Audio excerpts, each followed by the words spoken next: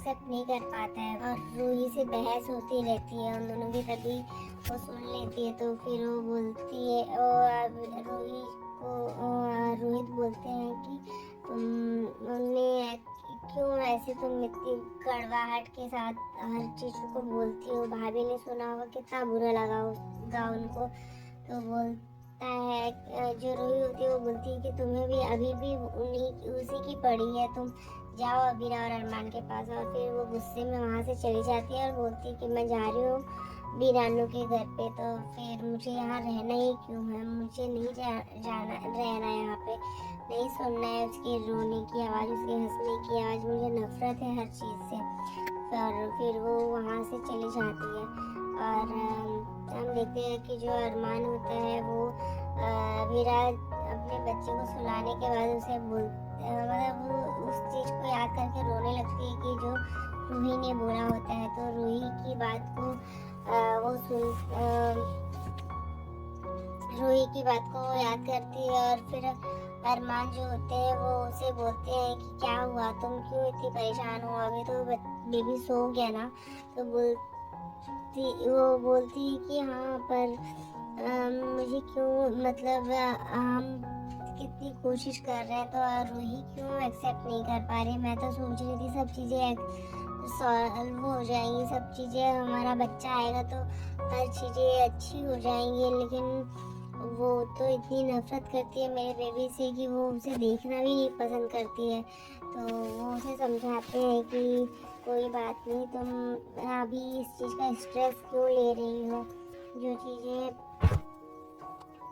जो उसे करना है उसे करने दो। और फिर तुम अभी तो तुम्हारे लिए आज का तो एक टास्क था तो जो तुमने कंप्लीट कर लिया है।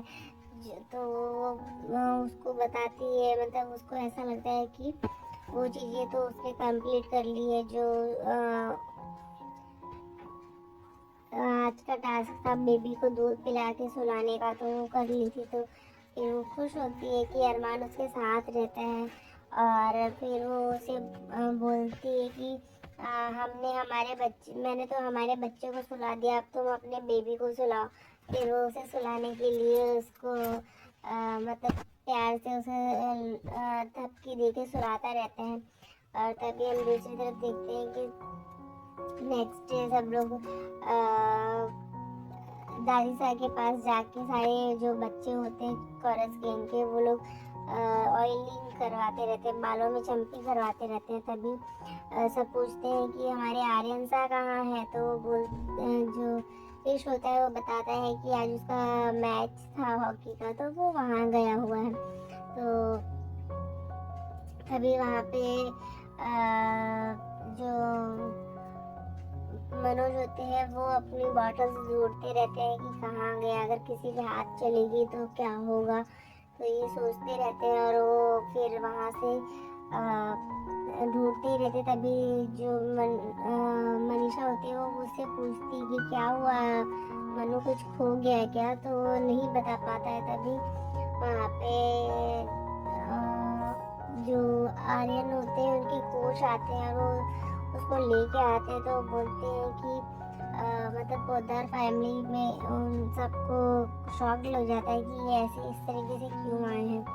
तो वो लाके देते हैं और बोलते हैं कि इसे कॉलेज से सस्पेंड कर दिया गया है। तो सब लोग पूछते हैं कि क्या हुआ, रीज़न कैसा है, ऐसा क्यों हो गया।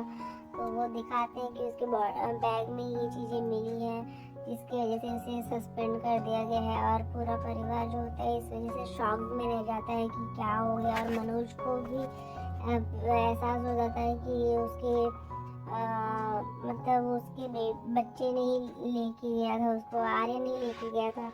और आज के एपिसोड में बस इतना ही फ्रेंड्स, मिलते हैं नेक्स्ट एपिसोड में, जहां हम देखने वाले हैं कि जो संजय होते हैं वो दादी साहब को अबीरा के लिए फिर से फॉर्म ज्वाइन करने से मना करने के लिए उसे बोलते हैं कि आप ये डिसीजन लीजिए कि अबीरा आप कैसे उस चीज़ को मैनेज कर पाएगी, बेबी को और फॉर्म को एक साथ में। पर अबीरा जो होती है उस चीज़ के लिए कॉन्फिडेंस रहती है कि मैं दोनों चीज़ फिर भी हैंडल कर पाऊँगी। और फिर देखते हैं कि क्या होने वाला है। और